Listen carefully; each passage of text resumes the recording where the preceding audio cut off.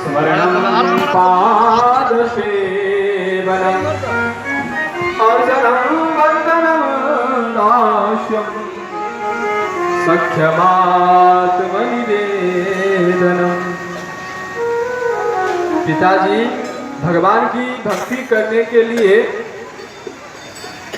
9 प्रकार बताए हैं। पहले तो श्रवण, श्रोतागण जो है ये श्रवण भक्ति में आता है। जितनी श्रद्धा से भक्ति से कथा श्रवण करेंगे ये धर्म का एक मार्ग है, भगवान को पाने का एक रास्ता है श्रवणम, और सबसे उत्तम भक्ति है ये जो आप लोग कर रहे हैं। भगवान को पाने का दूसरा शब्द है कीर्तनम। हम सभी भजन कथा में बार बार कीर्तन करते हैं, ये भगवान को पाने का एक मार्ग है। स्मरणम, यदि वन में जाके जब करते हैं तब करते हैं, भगवान का स्मरण करते हैं, तो ये भी भगवान को पाने का एक मार्ग है। पाद सेवनम, यदि भगवान की चरणों की नित्य सेवा करते हैं, पंचामृत से उनका अभिषेक करते हैं, उनकी सेवा करते हैं, ये भगवान का पाने का एक रास्ता है। अर्चन, नए नए नित्य नित्य पकवान को देते हैं। जैसी अपनी भावना होती है, जो मुझे ये अच्छा लगता है, उसे ऐसी भावना होनी चाहिए भगवान को ये अच्छा लगता है। जो अर्पण करता है ऐसी भावना से, तो ये भगवान का पाने का एक मार्ग है। वंदनम, यदि भगवान के चरणों में बैठ के नित्य वंदन करता है, स्तोत्र आदि का पाठ करता है, अध्ययन करता है, तो ये भी भगवान को पाने का एक मार्ग है। और दास्यम, यदि भगवान के साथ दास का भाव होता है, ऐसा मन में होता है जो हम भगवान के दास हैं और वे हमारे स्वामी, तो ये भी भगवान को पाने का एक मार्ग है। सख्यम आत्म निवेदन, और 9वीं रास्ता बताए सख्य, जो भगवान से मित्रता का भाव रखता है।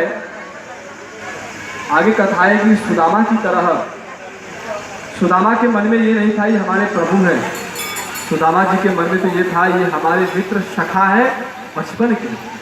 जो सखा का भी भाव रखता है तो भगवान को पाता है। इस तरह से अपने शत्रु के पक्ष की बातें सुन के हिरण्यकश्यपु अत्यंत ही क्रोधित हो गया। उन्हें तो कई प्रकार से मारने की कोशिश की, उन्हें तो अग्नि में जलाने की कोशिश की, पर होलिका नामक उसकी बहन ने उसे बचा दिया। खुद जल गई पर प्रहलाद जी बच गए। प्रहलाद जी सभी को उपदेश देने लगे। कहीं भी जाते हैं तो उनका एक ही उद्देश्य होता। आइए उनका भी हम स्मरण करते हैं, ताली बजाइएगा। श्रीमन नारायण नारायण नारायण श्रीमन नारायण।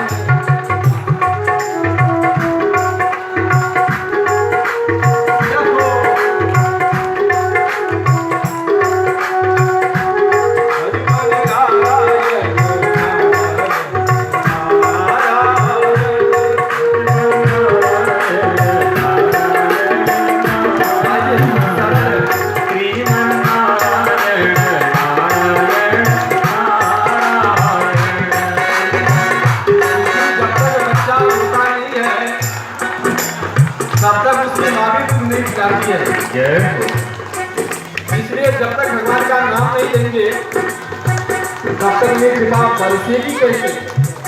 इसलिए प्रेम से गाइए श्रीमन नारायण नारायण नारायण।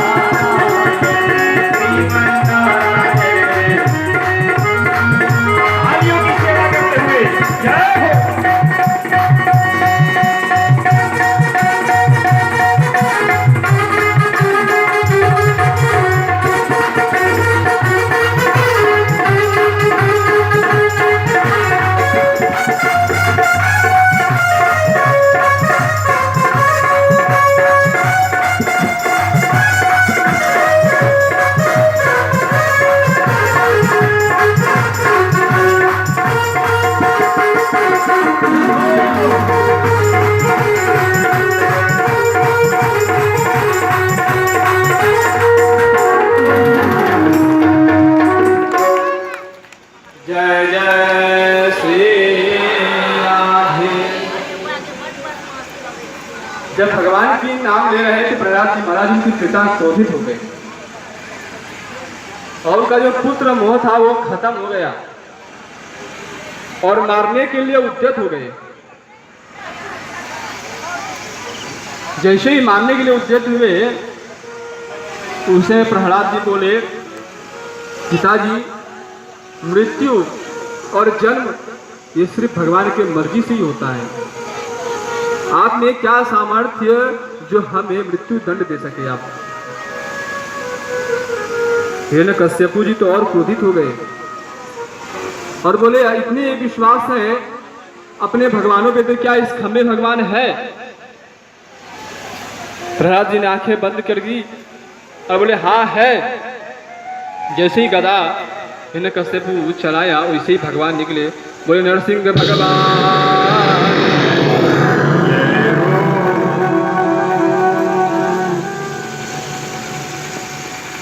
नरसिंह भगवान का स्वरूप पूरा ललय छे, न वो नर का था न नारी का था,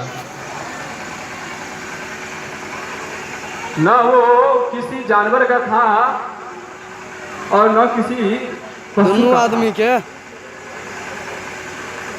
इस प्रकार से हिरण्यकश्यपु को चौकट पे ले गए और उनके वरदान को स्मरण दिलाते हुए बताए, क्या ये दिन है या रात? हिरण्यकश्यपु बोले, ना ये तो दिन है और ना ही रात, शाम का संध्या काल। चलिए हाल सब वीडियो वायरल है। आपने बताए थे 12 महीने में से कभी न मरूं, ये कौन सा महीना है? तो अधिक मास है। बोले, नर से मरूं ना नारायण से मरूं? न नर है न नारायण। उनका मुख तो शेर का और शरीर। अच्छा ये बताइए, आप घर है, घर में या बाहर है? तो न घर में न बाहर, न दिन में न रात में। अच्छा ये बताओ, मेरे हाथ में शस्त्र है? न ही अस्त्र है और न ही शस्त्र है। इस प्रकार से ब्रह्मा जी के सारे बताए हुए वरदानों को स्मरण दिलाए और हिरण्यकश्यपु का उद्धार किए। बोले, नरसिंह भगवान।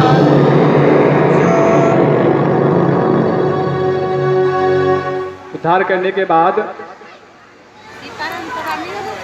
क्रोधित हो गए, उनका क्रोध शांति नहीं हो रहा था। सभी देवता स्तुति करने लगे, फिर भी भगवान की इतनी क्रोध ज्यादा हो गई थी, क्योंकि भगवान को क्रोध तब होता है जब उनके भक्तों का कोई अनादर करता है। सभी को स्तुति करने के पश्चात जब भगवान नहीं माने तो प्रहलाद जी को भेजा गया। प्रहलाद जी को स्तुति करते ही भगवान मान गए और सभी देवता उनसे कहने लगे, इंद्र ने कहा, इस दुष्ट को तो देखो, इसकी वजह से हमारा इंद्रासन छिन गया था। तो पितर लोग के देवता बोले, इसमें दुष्ट को देखो तो सही, हमारे नाम की जो पिंड दान करते थे हमारे पुत्र, उस पिंडों को ये दुष्ट खा जाता था। सिद्ध लोगों ने कहा भगवान से, देखो हमारी सिद्धियां आपकी सेवा के लिए है और हमारी सिद्धियां तो इसने अपने कब्जे में रखी थी। विद्याधर ने बताया, प्रभु मैं अपनी विद्या के द्वारा आपकी स्तुति करता हूँ और ये दुष्ट ने अपनी स्तुति के लिए मुझे बंदी बना के रखा था। नागों ने कहा, प्रभु मैं अपना मणि आपकी सेवा के लिए रखा हूँ और ये दुष्ट ने मेरे से मणि छीन करके अपने राज्य में रखा था। मनु ने कहा, प्रभु मैं अपनी धर्म शास्त्र को अपनी रखा था और इस धर्म शास्त्र को नष्ट किया जा रहा था। प्रजापति ने कहा, प्रभु मैं तो इस दुष्ट के दर से दादी के पास हाँ अब मैं सृष्टि का विस्तार भी नहीं कर पा रहा था।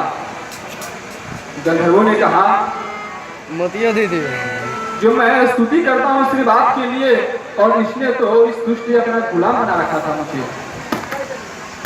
यक्षों ने कहा, जो हम आपके आगे नृत्य करते हैं और ये दुष्ट ने तो अपना कहार बना के रखा था मुझे।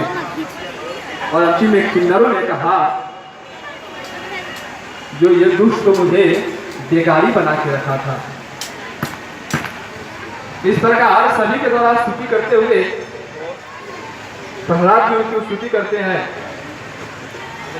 जो मैं इतना एक अधम हूँ जो मेरे लिए भगवान को आना पड़ा। मैं तो अनायासी अपने पिता से कह दिया था, पिता उस खंडी भगवान है, लेकिन हमारे बातों को सत्य करने के लिए हमारी वजह से भगवान को खंभे से प्रकट होना पड़ा। इस प्रकार से भगवान की स्तुति की। स्तुति करने के पश्चात प्रहलाद जी ने वर मांगा उनसे।